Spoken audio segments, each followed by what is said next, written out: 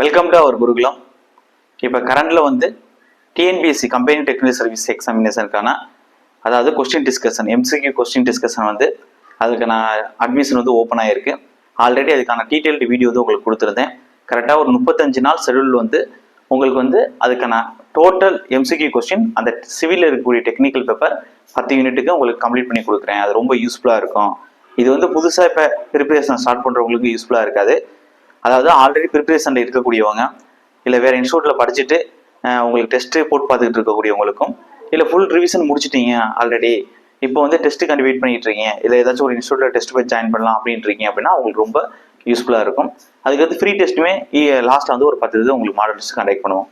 இப்போ வந்து அது தொடர்ந்து வந்து இந்த வீடியோ எதுக்காண்டி அப்படின்னா, இப்போ வந்து இந்த டிஎன்பிஎஸ்சி ஏஐ அதாவது கம்பெனி டெக்னிக்கல் சர்வீஸ் எக்ஸாமினேஷனில் நான் இன்டர்வியூ போஸ்டிங்கில் இப்போ வரக்கூடிய கால்பரில் வந்து கிட்டத்தட்ட 400+ வேகன்சிட்டு வரப்போகுது.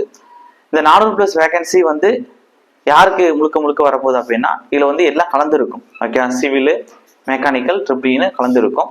இதில் வந்து பர்டிகுலராக சொல்ல போனால் சிவிலுக்கு 300+ வேகன்சி, அதுக்கடுத்து ஆடம் பண்ணி ஒரு 100+ வேகன்சி 100-150 ஆடம் பண்ணுறதுக்கு வாய்ப்புகள் இருக்குது.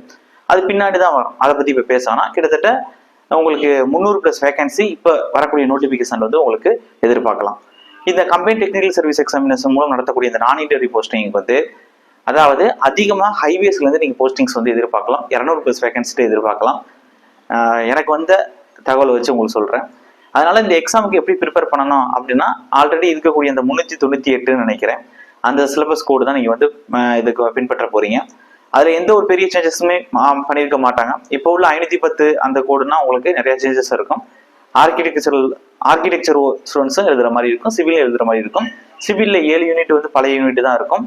லாஸ்ட் 3 யூனிட் வந்து உங்களுக்கு இதாக இருக்கும், மாறி இருக்கும், ஆர்கிடெக்சர் ஓரியன்டாக இருக்க மாதிரி இருக்கும். சரி, ஓகே, அதை பற்றி பேச வேணாம். இப்போ லாஸ்ட்டாக உள்ளது 398 அந்த சப்ஜெக்ட் கோடு இருக்கக்கூடிய அந்த ஏஐக்கு வந்து எல்லாரும் ப்ரிப்பேர் பண்ணிட்டு இருப்பீங்க. அதுதான் உங்களுக்கு ஹைவேஸ், வாட்டர் ரிசோர்ஸ் அண்டு பிடபிள்யூடியில் வந்து பில்டிங்ஸில் வந்து நீங்கள் ப்ரிப்பேர் பண்ணக்கூடிய அந்த சிலபஸ். இப்போ அந்த சிலபஸில் மொத்தம் 10 யூனிட் இருக்கும். அதில் செக்ஷர் ஓரியன்டாக இருக்கக்கூடியது வந்து ஸ்ட்ரென்த் ஆஃப் மெட்டீரியல், செக்ஷரல் அனாலிசிஸ், அதுக்கடுத்து ஆர்சிசி ரெயின்போர்ஸ்மெண்ட் சிமெண்ட் காங்கிரீட், அதுலேயே நீங்கள் ஸ்டீல் செக்ஷரும் படிக்கணும், காங்கிரீட் டெக்னாலஜியும் படிக்கிற மாதிரி இருக்கும். அதுக்கடுத்தது உங்களுக்கு ப்ரீ ஸ்ட்ரெஸ்ட் காங்கிரீட்டும் படிக்கிற மாதிரி இருக்கும். இதுதான் இதில் இருக்கக்கூடிய செக்ஷரல் பார்ட். முழுக்க தியரி பார்ட்னு சொல்ல போனால் உங்களுக்கு ப்ராஜெக்ட் மேனேஜ்மெண்ட், எஸ்டிமேஷன் காஸ்டிங், இது 2 சேர்ந்த மாதிரியும், டிரான்ஸ்போர்ட்டேஷன் இன்ஜினியரிங், அதுக்கடுத்து உங்களுக்கு அதே டிரான்ஸ்போர்ட்டேஷன்லேயே ரயில்வேயும் இருக்கும், ஏர்போர்ட்டும் இருக்கும், டிராஃபிக் இன்ஜினியரிங் படிக்கிற மாதிரி இருக்கும். அந்த ஹைவேலேயே வந்து பேமெண்ட் டிசைனும் பேமெண்ட் மெட்டீரியல் மெயின்டெனன்ஸும் நீங்கள் படிக்கிற மாதிரி இருக்கும்.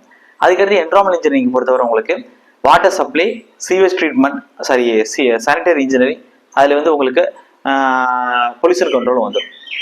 பொல்யூஷன் கண்ட்ரோல்லேயே உங்களுக்கு சாலிட் வேஸ்ட் மேனேஜ்மெண்ட் கவர் ஆகிற மாதிரி இருக்கும். அதுக்கடுத்து ஹைட்ராலிக் இன்ஜினியரிங் பொறுத்தவரை உங்களுக்கு ஃப்ளூயிட் மெக்கானிக்ஸும், irrigation engineering, hydrology, ground water, இதெல்லாம் சேர்த்து கம்பைன் பண்ணி பிடிக்கிற மாதிரி இருக்கும். எப்பயும் போல சர்வே இருக்கும். அப்போ இதெல்லாம் தேரி பார்ட்டு. இதில் முழுக்க தேரியானா என்விரான்மெண்ட் இன்ஜினியரிங்கில் அந்த டிசைன் ஓரியன்டான ப்ராப்ளம் கேட்க வாய்ப்புகள் இருக்கு. 2 to 3 கொஸ்டின், 20 கொஸ்டின் கேட்கணும் அப்படின்னா 2 to 3 ப்ராப்ளம் கேட்கலாம். அதே டிரான்ஸ்போர்ட்டேஷன்ல ரயில்வேல வரக்கூடிய ஜாமெட்ரிக்கல் டிசைனும், ஹைவேல வரக்கூடிய ஜாமெட்ரிக்கல் டிசைன்லேயும் ப்ராப்ளம் கேட்க வாய்ப்புகள் இருக்கு. ப்ராஜெக்ட் மேனேஜ்மெண்ட்ல ப்ராப்ளம் கேட்கறதுக்கான வாய்ப்பு இல்லை. அதே வந்து உங்களுக்கு எஸ்டிமேஷன்ல ரெண்டு ப்ராப்ளம் கேட்கலாம். ஓகே, உங்களுக்கு வந்து அந்த வேல்யூஷன் பண்றதுலையும் ப்ராப்ளம் கேட்கலாம். அதுக்கடுத்து உங்களுக்கு லாங் வால் ஷார்ட் வால் மெத்தட், சென்ட்ரல் மெத்தட்ல உங்களுக்கு ப்ராப்ளம் கேட்கலாம். இதெல்லாம் உங்களுக்கு வந்து எஸ்டிமேஷன்ல கேட்கக்கூடிய ப்ராப்ளம்ஸ்.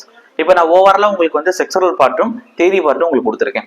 இருக்கிறதுல ரொம்ப ஈஸினா நமக்கு இருக்கக்கூடிய டெக்னிக்கல் சப்ஜெக்ட் வச்சு தான், அது சிவில் வச்சு தான் மற்ற டிபார்ட்மெண்ட்டோட கம்பேர் பண்ணும்போது. அதே சமயம் வருஷம் அதிக வேகன்சி வர்றது நம்ம சிவிலுக்கு தான் வந்துட்டு இருக்கு. இந்த வாய்ப்பை நல்லபடியாக பயன்படுத்திக்கிறேங்க. இந்த எம்சிக்கு முழுக்க ஆல்ரெடி எக்ஸாம் ப்ரிப்பேர் பண்ணிட்டு இருக்கவங்களுக்கு ரொம்ப யூஸ்ஃபுல்லாக இருக்கும். இல்லை சார், நான் இப்போ தான் புதுசாக ப்ரிப்பேர் பண்ண போறேன், நான் வந்து அடுத்த வருஷத்துக்கான எக்ஸாம் ஃபோக்கஸ் பண்றேன்னா செப்டம்பர் மாதம் நான் போடக்கூடிய ஃபவுண்டேஷன் பேஜில் வந்து ஜாயின் பண்ணிக்கிறேங்க.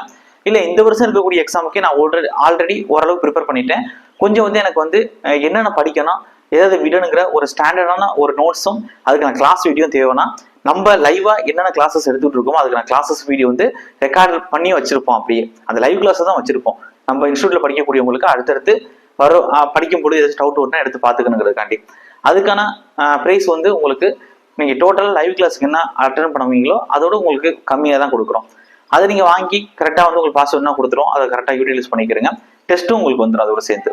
இந்த வீடியோ முழுக்க முழுக்க டிஎன்பிஎஸ்சி ஏஐ ப்ரிப்பேர் பண்ணிட்டு இருக்கக்கூடியவங்க, அது முக்கியமாக நான் இன்டர்வியூ ப்ரிப்பேர் பண்ணிட்டு இருக்கக்கூடியவங்களுக்காண்டி தான் போடணும்னு நான் நினைச்சேன், அதை போட்டுட்டேன். இதுல வந்து நீங்க வந்து சப்ஜெக்ட் வைஸ் வந்து உங்களுக்கு எதுவும் கஷ்டமா அப்படின்னு பார்த்தோம்னா, டெக்னிக்கல் பேப்பர்ல எதுவும் கஷ்டம் இல்லை, ஜெனரல் ஸ்டடீஸும் கஷ்டமானு பார்த்தா உங்களுக்கு அவங்க இப்பயே பிரிச்சு கொடுத்துட்டாங்க. யூனிட் 8ல எவ்வளவு கொஸ்டின் கேட்க போறோம், பாலிட்டில எவ்வளவு கேட்க போறோம், எக்கனாமிக்ஸ்ல எவ்வளவு கேட்க போறோம் அப்படின்னு உங்களுக்கு தனித்தனியா பிரிச்சு கொடுத்துட்டாங்க.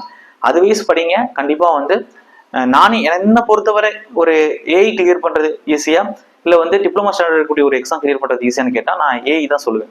ஏன்னா உங்களுக்கு டிப்ளமோ ஸ்டாண்டர்ட்ல சிலபஸ் ரொம்ப ஈஸியா இருந்தாலும் இப்போ அப்டேட் பண்ணிட்டாங்க. ஹைவேஸ் வாட்டர் ரிசோர்ஸுக்கு தனியாகவும் உங்களுக்கு பில்டிங்ஸ் தனியாகவும் உங்களுக்கு அப்டேட் பண்ணிட்டாங்க. அப்போ 2 கோடில் நீங்கள் படிக்கும் பொழுது நிறைய விஷயங்கள் எக்ஸ்ட்ரா படிக்கிற மாதிரி இருக்கும். இருந்தாலும் அது ஈஸியான சிலபஸ்ங்கிறதுனால நிறைய பேர் உங்களுக்கு போட்டி இருப்பாங்க. கட் ஆஃபும் அதிகமாக இருக்கும். எப்பயுமே நீங்கள் எதிர்பார்க்கறத விட கட் ஆஃப் கூட தான் இருக்கும். ஆனால் ஏஐக்கு அப்படி இல்லை, கட் ஆஃப் ரொம்ப கம்மியாக தான் இருக்கும். அதே சேம் டைம் நீங்கள் நிறைய படிக்கிற மாதிரி ஃபீல் ஆகும். ஆனால் நீங்கள் வந்து நிறைய படிக்க போறதில்ல, அது தெரிஞ்சுக்கிறேன்னா.